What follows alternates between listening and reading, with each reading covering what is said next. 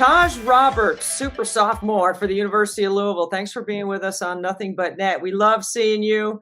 We love having you on the podcast for the first time. I hope it's the first of many.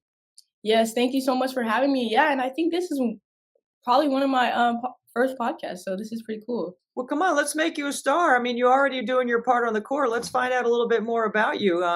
You're kind of a quiet person, I know from being around you. Tell us a little bit about your background around your family. Yes, so I've lived with my mom and I have an older sister. We're 10 years apart and I have a younger brother. We're 5 years apart. My sister and brother they played soccer all the way up until high school really. Now my brother plays football and my sister she's currently a JAG officer in the Navy and my mom's a social worker and my brother's currently a freshman in high school playing football. So that's My a little goodness, about. you just when anybody has a member in the military, it always gives me the chills because I know what an incredible sacrifice that is, Mhm. not just for what they're serving our country, but what it must mean for your family. What does it mean to see your sister being a JAG officer? That is incredible. No, it really is incredible. I think I have a bit of history of family in the military because my grandpa he was in the Navy as well, and then my uncle is currently in the Air Force, and he's stationed in Germany, and my sister is stationed in Italy. So it's funny, they're kind of close together, so they'll be spending Christmas together.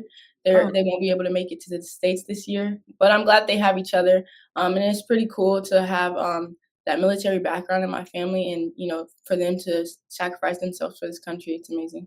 what about your brother playing football? Tell us a little bit about. Is he going to be a Division One player? Is he kind of an athlete like you? Yes, that's the plan. He's very tall. He's taller than me. He's a big boy, but he plays receiver and linebacker. So he went the football route instead of basketball. But he's young and he like I said he played soccer up until high school. So he's just recently got into football, but he really likes it and he enjoys it and he puts in the work. So that's the plan is to get to the next level. When you come from a military background, like the way you outlined your family, the natural question next is discipline, right? Because you have to be so disciplined to be a member of the military in some form or fashion. How has that helped shape you as a person and as a basketball player? I think just seeing growing up, like my grandpa, he was very structured. Every time we went to his house, like things had to be in a certain order and stuff like that. And if you move something in the wrong way, he always made sure to put it back. So I think for me, just looking at it in the basketball side, I'm very like scheduled when it comes to my workouts and routine and trying to do everything the same way, just to stay consistent and not having anything change too much. So I think that's something that has followed me throughout is just being organized and very structured. You don't have to be a senior to be a leader. You can have a lot of different ways to lead. You can lead with your voice, you can lead with your actions. How do you lead to make your teammates better? My first natural leadership role for me, and I think it's been my leadership role since I've been young, is lead by example. Whether that's getting in the gym, showing my teammates that I'm willing to work no matter what. If that's in practice, just being the first in the drill. So that's my first natural leadership. But with this year and with a young team, and I've been able to grow into that more vocal leader, which isn't my favorite, but I've started to grow and be better in that. And I'd say for this team, I'm kind of the coach on the floor.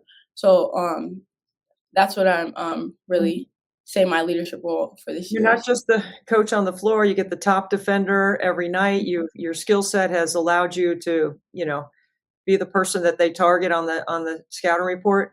What's that been like preparing for that? Because that's a different mental level, like when you go from, being one of the guards to now you're the top guard and everyone's trying to take stuff away from you.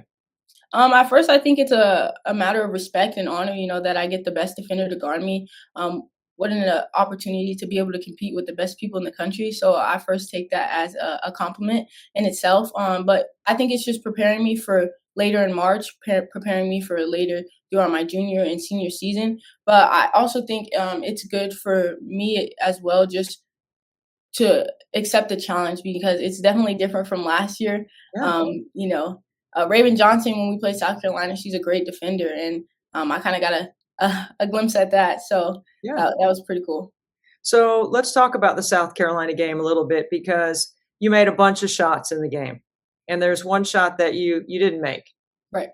We saw the emotion on your face immediately, even though Mhm, you guys still had a chance. It was an incredible game, right? You made a lot of tough shots. right. How did you handle the emotions of missing that last shot?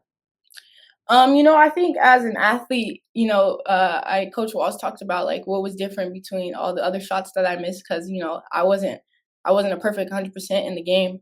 And I think, of course, it's the last shot, so it stings a little bit more than anything else.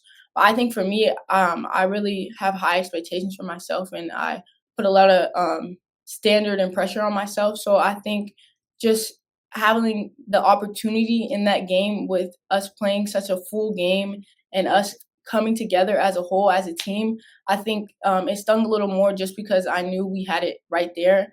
And honestly, looking back at it, you know, and being able to reflect on it, what an opportunity and blessing just to be Yeah, able to even take the shot.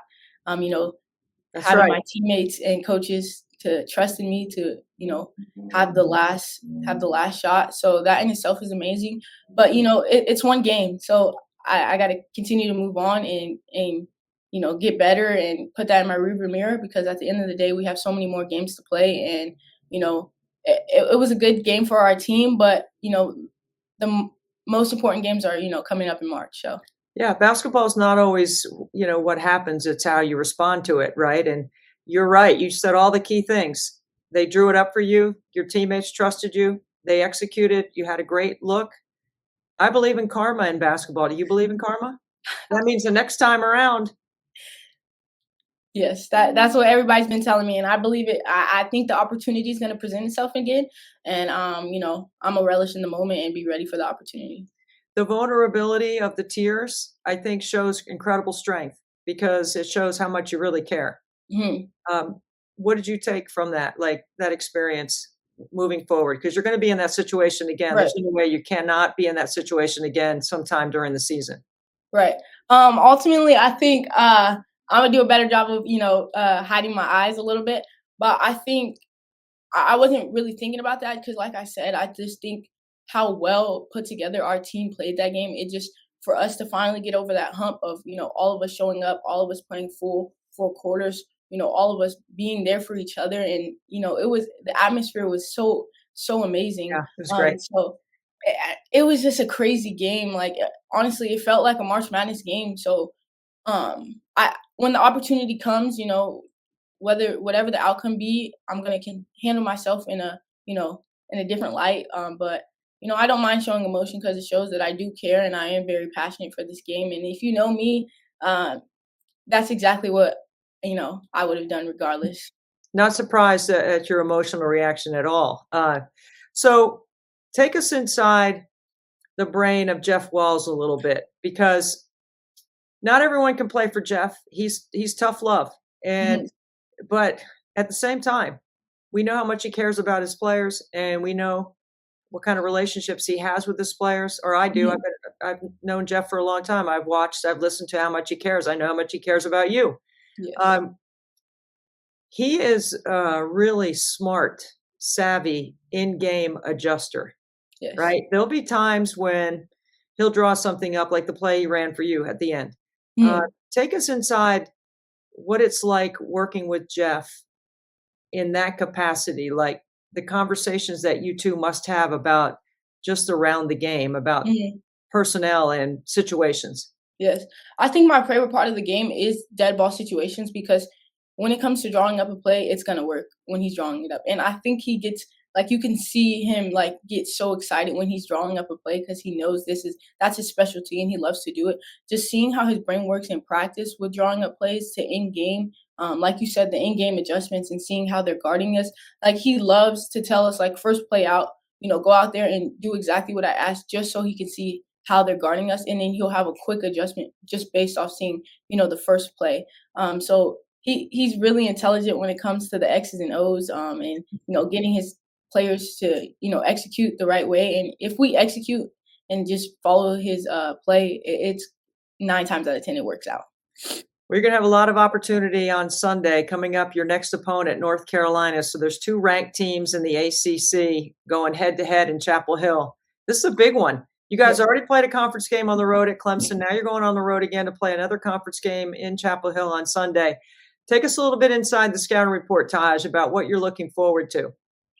I think this game for us is continuing. First for us is continuing to play, 4 full quarters, hard on defense. We're a team that we know we can score the ball. The ball's gonna go in the basket. We're gonna make shots. We have different weapons on our team offensively who can do different things. I think our main thing is focusing on rebounding the ball, offensively and defensively, but as well as defending.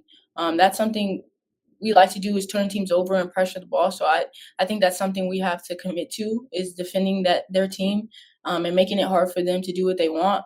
They have some great players on their team, so our job is to stop the dribble penetration. For them to create for their players, and so they don't get out in transition as well. And your size up front, you've got a little more depth, I think, on the interior than they have. Mhm. As a guard and somebody that can play off the post and can relocate on the perimeter and to cut off the post, the things that you do well. How important is it to establish the interior game early? I think it's very important, especially because our posts, like you said, we have posts who can really see the floor and pass the ball. You have Laura who also stretches the floor, who can shoot the three. So it just makes it so much easier for us guards to navigate, as well as hitting the post, letting the post see a couple, balls go in and they're backing it up. So then that allows us to open it up even more and so us to pass it in and cut right off. So I think it's amazing to establish that from the get-go and know that we like to play inside and out, and that gets us going. I've been in your practice facility many times. There's a lot of banners hanging in there. There's a lot of history, and Jeff has put it all up there, right? His program has been to 4 Final Fours and 2 title games, and Mhm. this is a team that seems to be young but seems to be coming together. I'm one, as a national basketball person, that always says you can never count Louisville out because Right. they're going to play good D, and Jeff's going Mhm. to figure out a way to put the pieces in the right spot. Is that a fair assessment? Very fair assessment. Yes. What would you say about what I just said that is so typical and carries over for your culture every year at Louisville that makes this program always one of the elite programs? I think in the past 3 years, I'd say um, people have, I guess, seen Louisville as maybe an underdog or maybe not the first pick, but I don't think you can ever put Louisville as an underdog, with the history we have in this program. Like he went to 4 straight Final Fours. Like that's not normal. Like that's not something that just happens. He has a system. The system works. So I think any team that he has. Last year we were young. This year we're still a little bit young. But at the end of the day, we have Jeff Walls as our head coach. So he is going to get us and push us to that finish line. So like you said, I don't think you can ever count us out. I don't think anybody ever should count us out, especially with the games we've played and how we competed this year. I think we're going to be very special.